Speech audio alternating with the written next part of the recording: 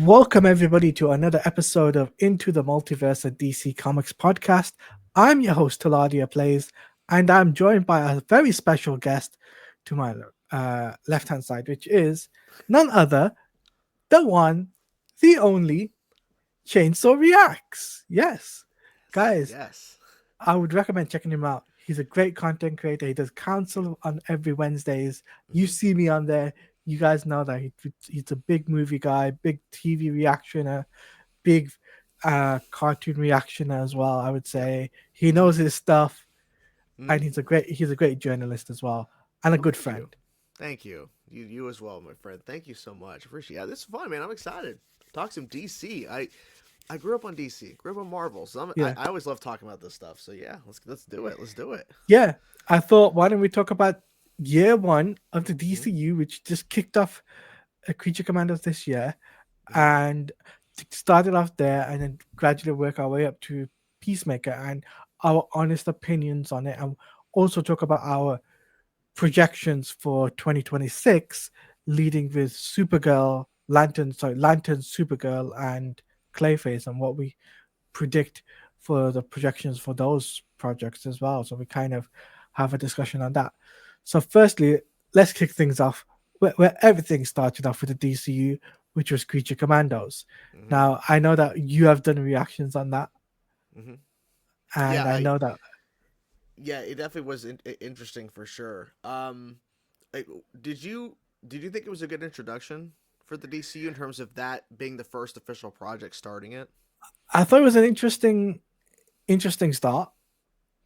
Was not hmm expecting it to be the way it was, because every episode that was going by, hmm it was like you feel sorry for this character or you feel sorry for this character, and I'm just like, James is just like made a made unknown characters become popular overnight.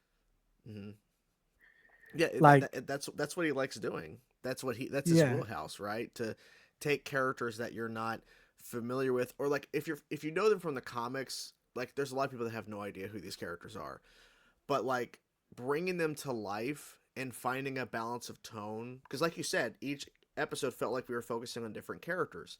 So it didn't mhm, feel like, oh, it's more of like this kind of character story. It's like it's covering all the base. It's basically what I think Guardians of the Galaxy would have been if it was a TV show versus a movie, where I felt like agreed. every episode he would probably focus on a particular character each time versus like, oh, it's just an ensemble piece. Because if you notice those three films he did, he's focusing on different characters at different parts in the films. So in this, like he has more time to explore backstories and for it to really tie into the overall narrative. So Yeah, Creature Commandos was, I think, a pretty like a very interesting start because normally you would think Superman would be the start, and technically it is, but not really. Creature Commandos is the foundation setting up that weirder side of DC, but you know, Superman is the movie introduction, but Creature Commandos started all this, and it's an interesting choice. it was an interesting choice, and yes, it got the Creature Commandos up there in comic book sales, and also the characters like Rick Flag Senior, and Mm-hmm. I would even say Sergeant Rock as well, because you got to remember Yep. Sergeant Rock was also introduced into not Peacemaker, sorry, I mean Creature Commandos. So Mm-hmm. it was like interesting to see that, and the numbers skyrocketed for these characters, Mm-hmm. and like and what was interesting is the fact of how Frank Grillo played Rick Flag Senior Mm-hmm. in the show compared to the movie. Yeah. It was like night and day, easily. And what makes it interesting about this show, the animation style, it Yes. was definitely, yes, it was rated R, Mm-hmm. but he made a really solid choice with the animation direction. It wasn't like the Tomorrowverse, or even I would even say like the Camus, Mm-hmm. basically, Yeah. with the animation style. It was completely different. Yeah, something a little different, and it looked very similar to the first official look at the characters when he had made the announcement. back in 2023 with the Mm, DCU big announcement. Like it was very close to that kind of style of look, um, and that's always going to be like to me like story comes first. But the yeah, second most interesting when it comes to animation, the second most interesting thing besides the story is the actual look of the show. I think the style that they went with really worked for the kind of animation they were going to be doing in terms of the bloody violence and the craziness and the character moments. I think it all worked. I think if you would, like you said, Tomorrowverse. I think Tomorrowverse's animation was very lazy, simple. They had some decent moments, but a lot of it was just very basic, and it was just not. yeah, There's not a lot of detail. At least for here, there's a little bit more color. There's a little bit more fluidness with the characters, so you can do more with them. I'm very curious how they're going to actually translate these characters into live action now, like whoever they decide to bring over, yeah. because their looks here are so interesting. Like, how do you adapt that and make it feel like it's the same character from that show to now in live action? Like, just hypothetically, what if one of these characters pops up in Clayface next year, or one of them pops up in Man of Tomorrow? Like, how do you make it seem authentic for them to translate them into live action and it feels like it's the same character? That's going to be the question mark. Now I get you. Mm-hmm. And obviously, I really enjoyed Creature Commandos, though, in my Yeah. opinion. Mm-hmm. Like for my like first time watching it, I was so surprised by some of the some of the surprises we got. For Mm-hmm. example, the cameos, Yes. and I would even say even the special guest appearances, like Cersei as an example, Mm-hmm. right? Who would have thought the person that plays her? Well, I forgot her name now, but she was from The Witcher. Like Oh yes. Mm-hmm. Her playing Cersei, it was like wow, Mm-hmm. unbelievable. Mm-hmm. And it's you basically like think if she was in live action, I think she would be a really good Cersei if that was live action. Mm-hmm. I mean, So did a smart job with the casting. Like the casting is the most important thing that he was going for, so he nailed it on the casting for the voices. And like we've already seen it translate to live action, of course, with Rick Flag Sr. So like if they bring that character to live action, like I'm curious how that's gonna look, and I'm curious agreed. like yeah, because James Gunn didn't do this show just for no reason. There has to be a bigger purpose to why he did Creature Commandos first, and we don't know the reason for that yet. Like we don't know Hmm. why he really did this. Like I think he has bigger plans for them. We just don't know it yet. Yeah. But overall, what would you rate like Creature Commandos? Out of 10, Yeah. I would say probably a 7.5. Like I didn't love it, but I did enjoy most of it. I think it's in the wheelhouse of James Gunn. It's safe to do Creature Commandos. I give him a round of applause. We'll get to it in a moment with Superman, because that was definitely outside of his like comfort zone in terms of a ensemble piece. Because we've seen him do a lot of ensemble pieces, right? Yeah. We've seen the Guardians 1 through 3 films, the Suicide Squad, then we have Creature Commandos. It's like they're very similar in a way. So it felt like to me he's just doing another version of that at times, or he's just doing another version of the Suicide Squad, but just with monsters and creatures.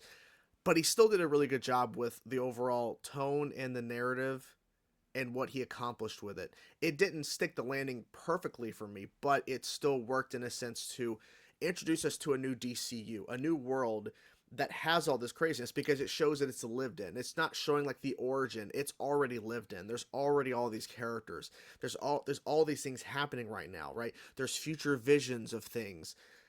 So it shows a very different DCU versus what was the DCEU, which was a lot of origin for a lot of these characters. Here, Yeah. we're already in it. We're already in the thick of it. Yeah. And for me, it was a 8 out of 10 Okay. for Creature Commandos Mm-hmm. because going into this, I love animation.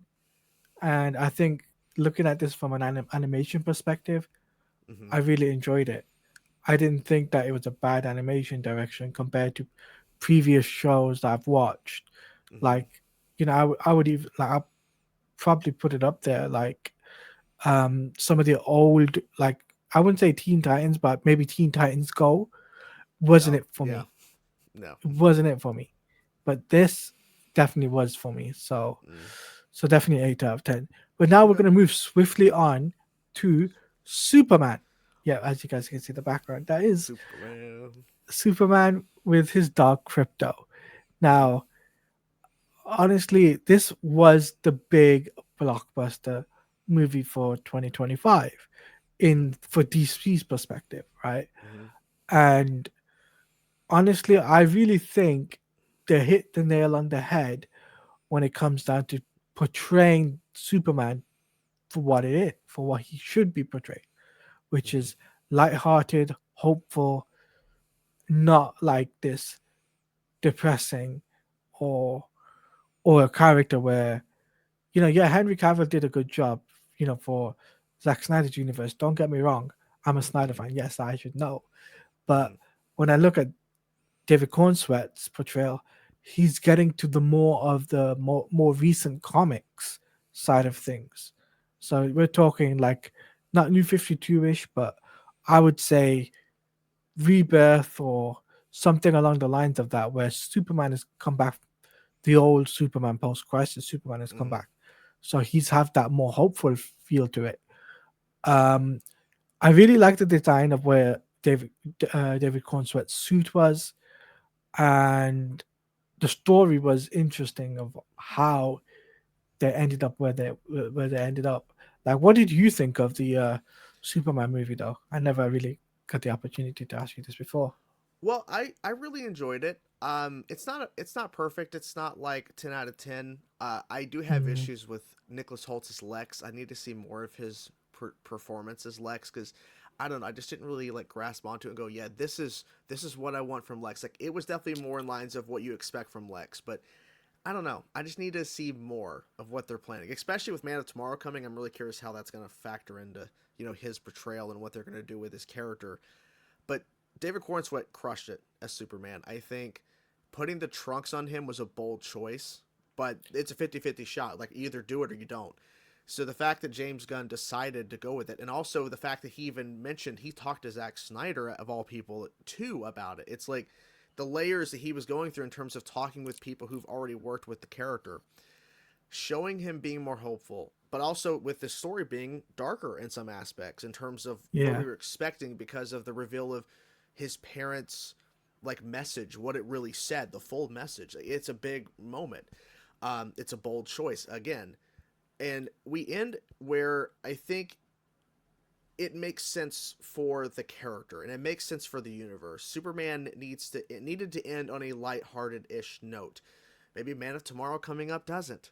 But for this movie, it made sense to end on a more lighter note for the character and for where we're heading. Because if this film would have ended in a dark tone or ended kind of bleak or something, it would feel off because it's the start of a new universe. You had to find a way to kind of end. Like, think mm, on comparison, because obviously everyone loves comparing them, but think on the start of the MCU, Iron Man 1. We end with Robert Downey Jr. walking up as Tony Stark and saying, I am Iron Man. And that's the end. That's the end of the movie. So yeah, here, we can't exactly do that note. I guess you could, but we don't do that. But we have to find a way for Superman to end on a light note to where it's not like walking away feeling all ugh and all sad or feeling like questioning what's going to happen next. It's like, okay, this was a pretty crazy story, a lot of stuff happening. There's a giant kaiju monster, all this. I think it worked. I think the cast did great. And sure, there's people there that don't like the film. That's completely fine. Everything is subjective. Film is subjective. But I think yeah. James Gunn did a good job of setting up on the movie side a new DCU because it feels totally lived in, just like how Creature Commandos did. Like it's continuing Yeah, the through line, feeling lived in. I agree with you. I think the casting was a very good choice. Mm-hmm. Mr. Terrific for sure. Oh Mr. yes. Terrific was a really good choice because he was the standout star for the Justice Gang. Besides Yes. Superman, of course, he was the standout star. He got his screen time. His one fight scene alone against the Raptors, I'm just like, yes, this is what Mr. Terrific's all about. Mm-hmm. I wonder, are they going to do a Mr. Terrific and Batman interaction? That's a question for people.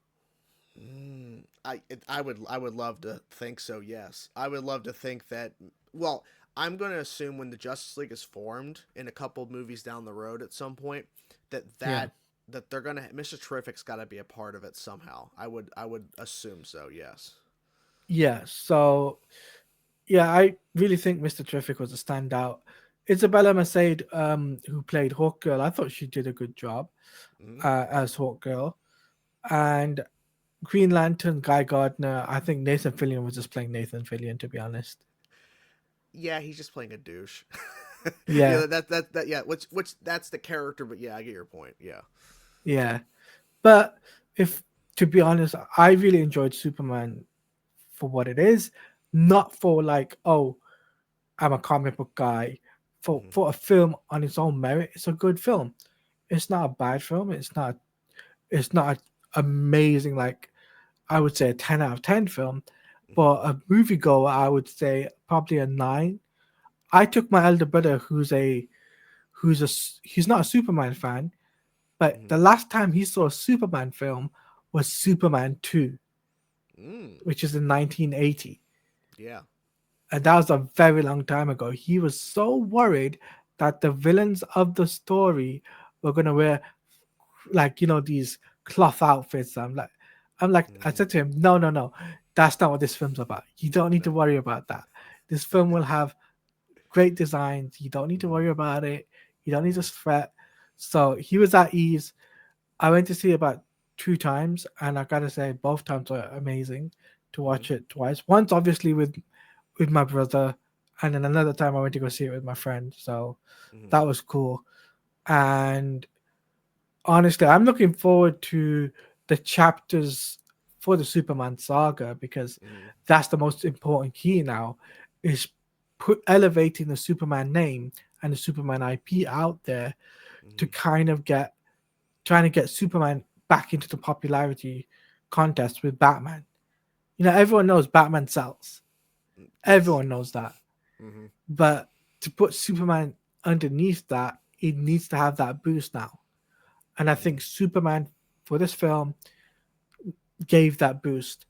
And not only did it, like, the film, do well, merchandise, Hmm. crossovers in video games, and I would even say even comic book sales skyrocketed because of it. Hmm. So, Yeah. but honestly, like, what would you rate the film though for you?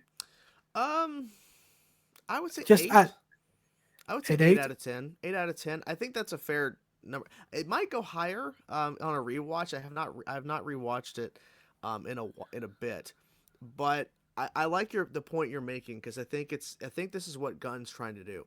James is like taking the Superman IP and trying to put it back in the zeitgeist of like importance, because he is the first real superhero. Batman, of course, is like you said. Batman sells. Batman 100. That's why he was in the Flash a couple years ago. Like they literally sold, like, Batman is the selling point to kind of help boost the Flash movie. It didn't work. Besides the point. Yeah, So it makes sense that James wants to focus on Superman. Like the fact, and people are like complaining that Superman, like, he's putting too much emphasis on Superman. Like he's like, why is he doing another Superman movie? Why isn't he taking a step back, or why isn't he doing something else? It's like, but if you look at the slate, like, Clayface is coming. We have a Lantern show coming out next year. There's a bunch of other stuff that's been announced. I know Supergirl, and that's tied to Superman, but Superman did financially well for Warner Brothers and DC. And you might want to ride the wave and just keep going. And I bet James already had this planned out to where, yeah, he's writing Superman. To take him a while to figure out the script. But he's like, okay, if I want to do this, I want to push Superman to the forefront, because the DCU did not. They literally pulled him back. He was not in the forefront. Of course, he died in BVS. I understand. Came back in the Snyder Cut. I get it. But he wasn't the focus, or he wasn't one of the focuses of the DCEU as it just kept continuing for until it finally died out. So for James, it's like, look, Superman is the first superhero. I want to put him in the forefront. Let's just keep riding the train, because who knows how long James Gunn and Peter Safran are even going to be in DC. So you might as well just yeah, keep going as long as you can, and you might as well do Man of Tomorrow. You might as well do a potential third project down the road after this is done. Sure, I think this is a good starting point. So I think 8 is a pretty solid place because it literally, to me, it can only get better from here. Like that's where I stand. It can only get better from here in terms of the next film. I'm hoping it's better because I want everything to just keep going up, just keep getting better. Yeah. Give me better stories, give me better characters, just keep getting better. So let's move over to Peacemaker. Now I Mm-hmm. know Chainsaw has not seen Peacemaker, Uh-uh. and he hasn't done a reaction to it, so don't worry, guys. But I never did reactions, but I did watch the episodes. Mm-hmm. So Oh, it's so Peacemaker calling. It's John Cena calling you. John Cena's calling me, yeah, Yeah, he's calling you right now. yeah. So when it comes down to Peacemaker, Mm-hmm. for what it was, I was just like, I saw it. I was just like, interesting to see how they change things. Mm-hmm. Like, you remember the season one, it was for the Mm-hmm. DCU. Yeah. Season two, it's not. But they retcon Mm-hmm. things like that on a dime. So it was interesting to see that. It was interesting to see how John Cena and what's it called, Robert Patrick portrayed their Mm-hmm. respective roles again in this season, Mm-hmm. and it was all cool and all amazing. And each episode that go by, I felt okay. I did not like the first episode though. I told Mm-hmm. Roland this. Okay. I did not like the first episode Mm-hmm. because of the orgy scene. I was like, Okay. what the? I was like, WTF, WTF, guys. Like Yeah. seriously, seriously, James. I know it's a raunchy show, but Mm-hmm. first episode you go in, you wanna see body parts all over the place. No, we don't need that. It's just crazy. But what about you though? Like I know that you hadn't seen it, but you probably Mm-hmm. seen like the synopsis and read the Yeah, I synopsis and yeah, I've seen spoilers and stuff online because you can't avoid that stuff on Twitter. Uh, yeah, I've I've never just been a fan of Peacemaker. Like I thought he was fine in the Suicide Squad, so like when they announced he was having a show, I didn't care. Still don't care. But what I will say is this: I find it fascinating how James retconned the ending of season one with the Justice League cameo, and then having like a revised shots of characters in the like previously on, and how they explained how things are a little bit different. It's fine. Don't worry about it. Like he basically just threw it away. It's like well, actually that was actually Mr. Terrific and Superman and Supergirl, and don't worry about it. Don't worry about it. Don't worry. Um, like look, James Gunn has the power. He wanted to do another season. I was questioning it because when you reboot and do another universe, you don't need to bring back old actors. That's why, even though I love Margot Robbie's Harley Quinn, I prefer not for her to return, just because like yeah, it's like she's from the old DCEU. Because I mean, it wasn't like James Gunn hired her to be like she already was Harley Quinn way before he even showed up. So like it's even hmm, more like stuck in the DCU because she's been around a lot longer than John yeah. Cena. So I'd prefer not. I don't think his explanation of just reshooting the silhouette scene fixes it. It doesn't. But whatever. At the end of the day, James Gunn wants to do what he wants to do. John Cena is going to have a gig playing Peacemaker. I did hear though Yeah. that the final episode was very disappointing for a lot of people. Yes. Not. And I think that goes to show that maybe this wasn't the right call to do this show, but hey, teach their own.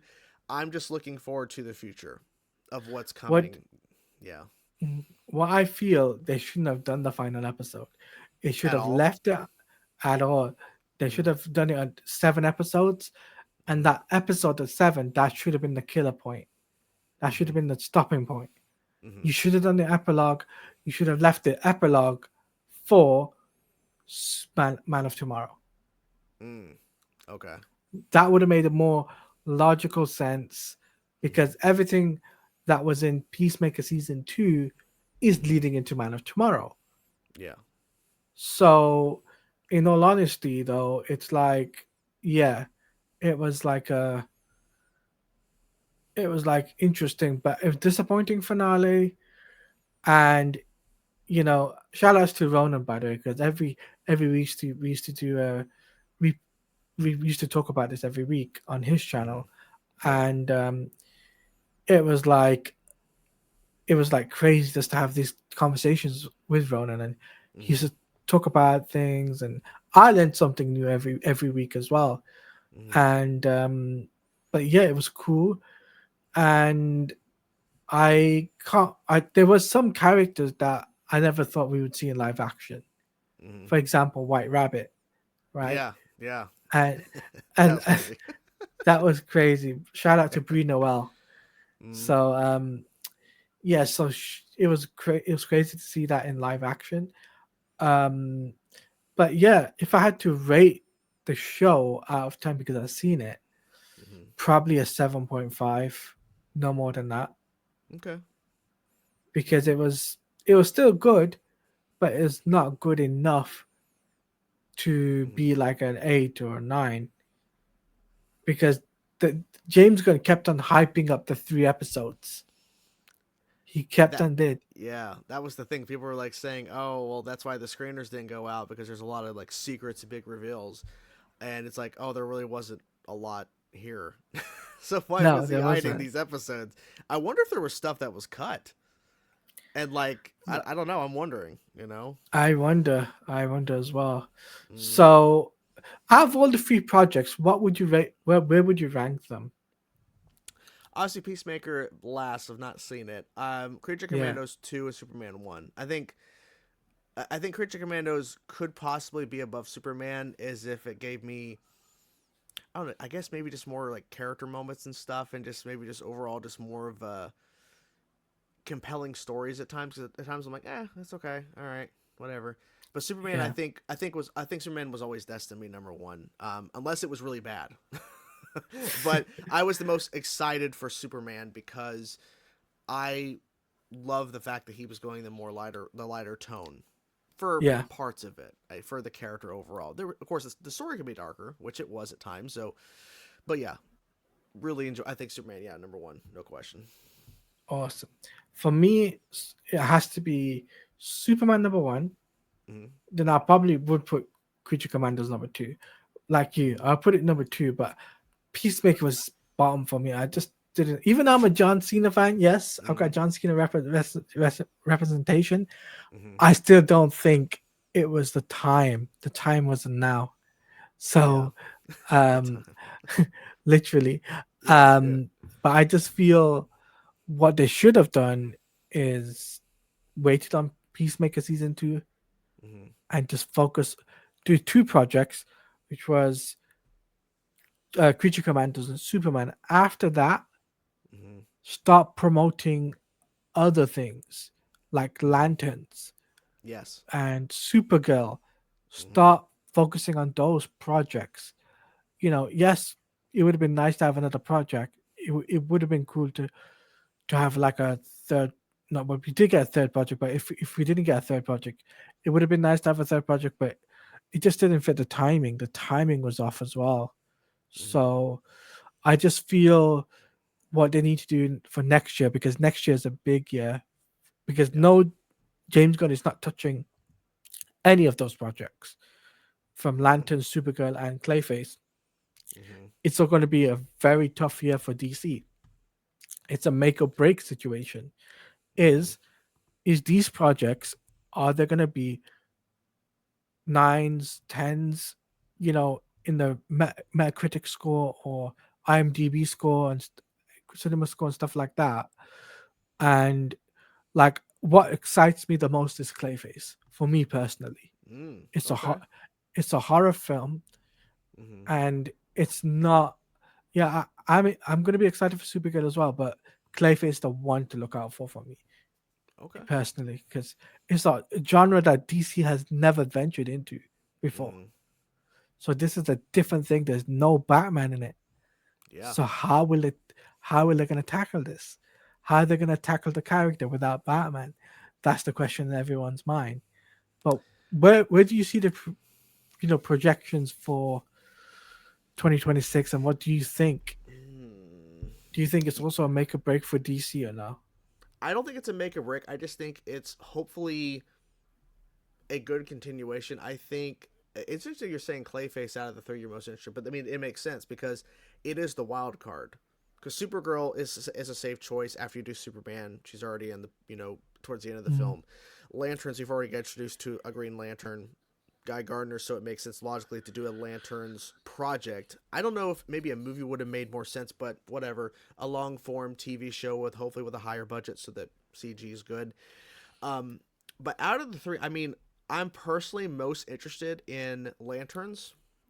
Because I'm actually watching Green Lantern the animated series on the channel now, so I'm really getting more into that, and I'm really curious how they're going to handle Hal and John. Because I grew up on John Stewart as my Green Lantern from Justice League the animated series, like Yeah.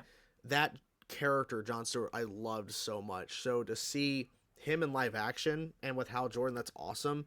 And just more of like the Sinestro, like Sinestro being involved. Just I wonder how deep they're going to get into the Green Lantern lore Mm. within DC. I would say Clayface to me is at the bottom of my most interested. Not because I'm not interested. It's just like I don't know what the purpose of the film is. Like what's the story? Like what are we doing? I need to know more information before I show any sort of like interest in it. Because I think doing Supergirl and adapting what is it, Woman of Tomorrow? Yeah, Woman of no, Tomorrow, yes. yeah, adapting that story, awesome, love it. Curious how they're gonna obviously change to not make it seem like it's just a complete copy and paste of the story. So I'm really curious about that. And Millie Alcock, I loved her in House of the Dragon season one. She played the lead character for a number of episodes before they time jumped to where she couldn't play her anymore. But so I've been fan casting her for a long time as Supergirl, and I'm surprised she got it. So it's awesome. But I think out of the three, Lanterns is my choice. Supergirl and Clayface. I just need to know more about Clayface. I know that Mike Flanagan, who is a great showrunner, great screenwriter, is a part of it and stuff, and he kind of sold the project. But I need to know more because here's the one benefit Clayface has. It's not a Mm. Venom situation where they can't reference Spider-Man, they can't do none of that. It's in this DCU. Batman is out there. Yes. And I don't think they're going to throw in and shoehorn in a bunch of Batman references, but there'll probably be a couple of Easter eggs, couple of moments. There's probably going to be maybe another villain, maybe, because this could be a way to open the door to like, okay, here's like this is their way of introducing Gotham before we get to Batman. Here's our way Yes. of maybe introducing some of the crime that's happening in Gotham before we get to Batman. Maybe there's a teaser hint at what's to come in Brave and the Bold. I'm assuming we'll get some of those things, but it's probably not. It's obviously not going to take away from the overall story. I think it's just going to be little seeds we're going to plant to get us Yeah. ready because Brave and the Bold is going to be a big project for them. So Agreed. yeah, So yeah, yeah, I'm excited for 2026 though overall. I can't wait to see these projects and I'm really excited for me to cover content. And so um yeah, so I can't wait to cover these types of things. But overall though, like what you got anything you'd like to say about these projects? um, like I'm just excited to see where we're heading. What I'm more curious about is what is coming in 2027 after like because we know Man of Tomorrow is planned for 2027. Like I'm excited for next year, but I want to know what's on the horizon past that point. What are we actively working on? Because we've announced, and I'm looking at the list of just films, The Authority, which I feel like he says is on the back burner, Swamp Thing, a Wonder Woman project, there's a Teen Titans, there's a Sergeant Rock, a Bane and Yeah. Deathstroke. And then when you go to the shows, you have Booster Gold, Waller, Paradise Lost. There's a Blue Beetle show that apparently is actually being developed because we know that the original Blue Beetle actor, Cobra Kai fame, he's already confirmed they're working on it. Yeah. There's a Jimmy Olsen series apparently. Like, I don't know. I just need to know like. Obviously, we don't need to know concrete like what exactly is happening in 2027 because we know Man of Tomorrow's there. But like, what is the other projects we're going to be getting? Are we going to get another movie? Are we getting two shows that year? Like, I'm assuming we'll get a better idea once we start hearing stuff's in production. But I just like to Mhm. know, like, what's the plan? Because 2026 is going to come here and fly by fast. it feels like time is just flying by so fast nowadays. Like before we know it, it's Supergirl's going to be out, right? It's going to be just here, boom. And so we need to know what's happening, what's going on. I know there's a potential buyout of Warner Brothers, but you need to keep moving, people. That's a subject I don't want to go into, but Yeah, that's a whole nother can of worms. But I think that might be affecting some decisions that's happening right now because I think mm, we would have already heard of stuff like movie wise in production for 2027, besides Man of Tomorrow, if we weren't having a potential buyout that's yeah, occurring. So I don't know. Maybe that's holding up some choices or some green lights to go ahead. Who knows? But yeah, yeah, based on what we've seen and probably what they're developing, we've not heard of. yeah. I'm excited. Yeah. So that's pretty much what we got to say for this video, guys. Mm-hmm. The year one in of the DCU in review. I think this is episode 8 of Into the Multiverse, the DC Comics podcast. I'll put the number up in the title, guys. You'll know what it is. But Chainsaw, I thank you so much for coming on my channel to kind Of of talk course. about the DC stuff, you know. And guys, if you haven't checked out Chainsaw, make sure you do check him out. I'll leave a link to his stuff in the description.